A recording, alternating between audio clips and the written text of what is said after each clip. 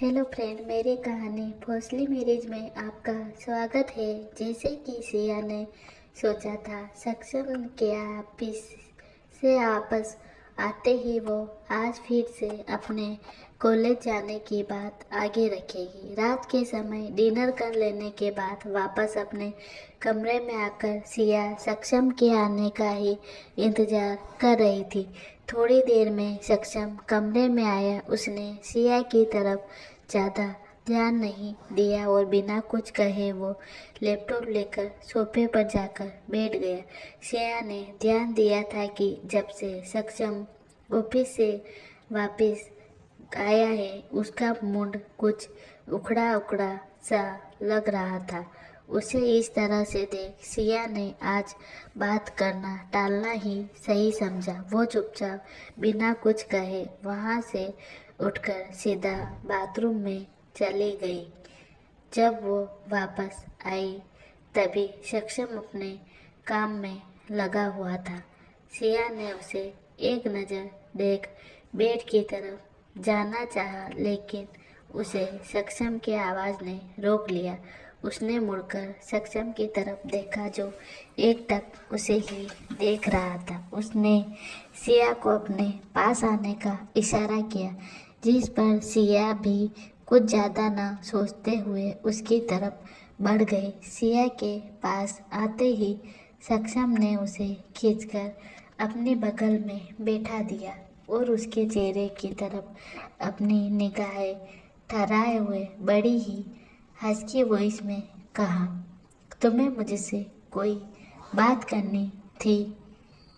उसके सवाल पर सिया कुछ पल तो खामोशी से उसे तकती रही। आखिर उसे कैसे पता था कि उसे उससे कोई बात करनी थी? सिया को अपनी तरफ यूं लगातार देखता पाकर सक्षम ने उसके आंखों के सामने चुटकी बजाई, जिससे सिया अपनी नींद से जागी हो और अपने होश में आते ही उसने अपनी नजरें चुराना शुरू कर दिया।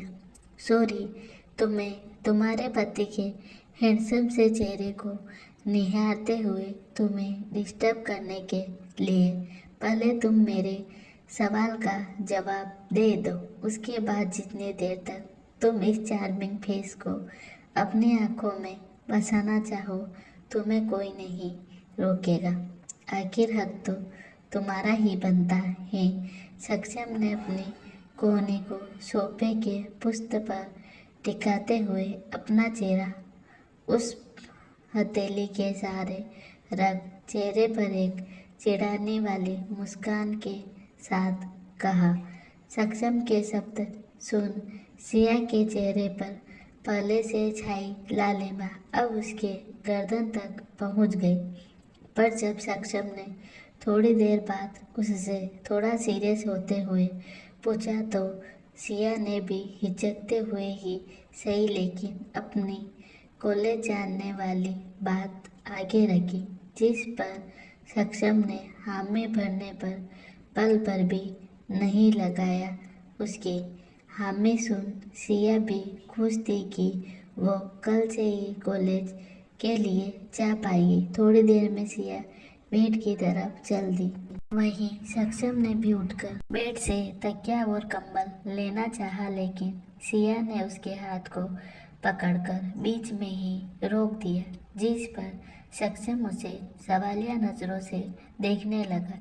सिया उसकी उलझन भरी नजरों को ना देखते हुए सामने की तरफ देखकर अपनी आवाज में पूरी हिम्मत भरते हुए, आप यहीं बेड पर सो जाए, सोफे पर आप कंफर्टेबल नहीं होंगे।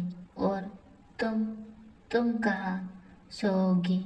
सक्षम ने सिया को दिलचस्प नजरों से देखते हुए अपने दोनों हाथों को बांधकर एक भुजा ऊपर उठाकर पूछा। सक्षम के सवाल पर उसने अपनी निगाहें उठाकर उसे देखा, जो उसे ही देख रहा था। सिया ने बेड से तकिया और कंबल उठाकर सोफे की तरफ जाते हुए धीमी आवाज में कहा, मैं सोफे पर सो जाऊंगी। सक्षम सिया को हैरानी से देख रहा था। उसने जल्दी से उसे खींचकर अपने सामने करते हुए ऑर्डर देने के लहजे में कहा, तुम्हें कहीं जाने की जरूरत नहीं है, यहीं बेड पर सो जाओ तुम। पर आप सिया अपना वाक्य पूरा कर पाती उससे पहले सक्षम ने उसके होठों पर अपनी उंगली रख दी और उसकी आंखों में देखते हुए थोड़ी धीमी और मध्य आवाज में कहा, तुम्हें मेरी इतनी फिक्र, कहीं मेरी बीवी को मुझसे प्यार तो नहीं हो गया है।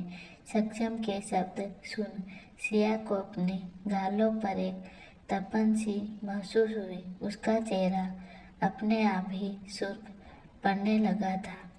तो क्यों ना हम दोनों ही बेड पर सो जाते हैं।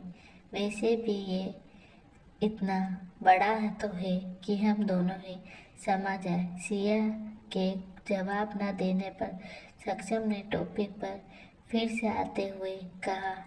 एक बार बेड की तरफ देखकर सिया ने भी आगे कोई भी बहस किए बिना हामी भर दी। तभी उसे एहसास हुआ कि सक्षम उसके काफी नजदीक आ गया था। ये एहसास होते ही उसने नजर उठाकर देखा तो उसने सक्षम अपनी तरफ झुकता नजर आया। ना जाने किन एहसासों से उसकी आंखें अपने आप बंद हो गई, पर अपने माथे पर सक्षम के होठों का स्पर्श होते ही एक मुस्कान उसके चेहरे पर आने को हुई, लेकिन उसने अपने होठों को भींचकर उसे वहीं रोक लिया और सक्षम के एक कदम दूर जाते ही वो बिस्तर के दूसरी तरफ जाकर सो गई।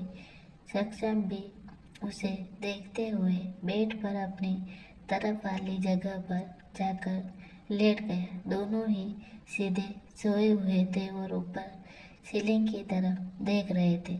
सिया के लिए इस वक्त उसके जहन में चल रहे एहसासों को बताना मुमकिन नहीं था। उसने अपने शादी के वक्त ऐसी कोई ख्वाहिश रखी ही नहीं थी और ना ही कभी कुछ ऐसा सोचा था, पर फिर भी आज उसे ये पल नसीब हो रहे थे। सक्षम ने उसे अपनी नज़र गर्दन घुमाकर सिया की तरफ देखा, जो ना जाने अपने किन ख्यालों में गुम थी। उसने उसे देख उसकी तंद्रा तोड़ते हुए कहा, गुड नाइट, जिस पर सिया ने भी उसकी तरफ देखकर मुस्कुराते हुए जवाब दिया, धन्यवाद।